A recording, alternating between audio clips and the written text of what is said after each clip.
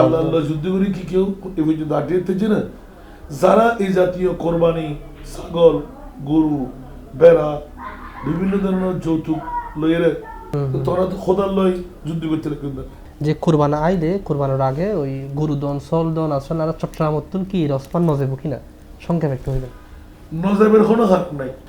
আর মানুষ সকল মানবতার দিক দিয়ে সোচ্চার হই ফলে এক নম্বর তো মাইফর নাম কি অপরাধ। আল্লাহ রসুল তো মাইফর বাপ আর মা বোনের নিচুতা গরিবের অবজ্ঞা গরিবের কোনো যুক্তি নাই।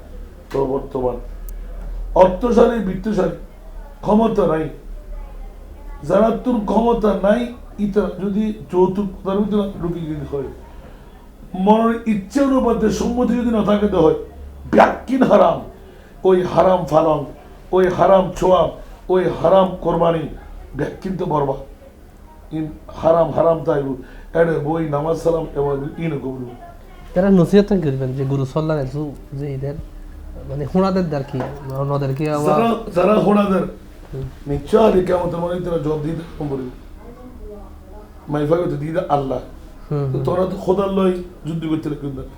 গরু থর আল্লাহ আল্লাহ যুদ্ধ করে কি কেউ এ পর্যন্ত আটকে না?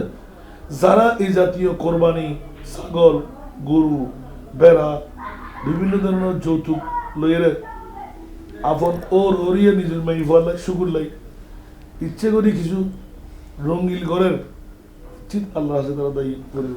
ধন্যবাদ।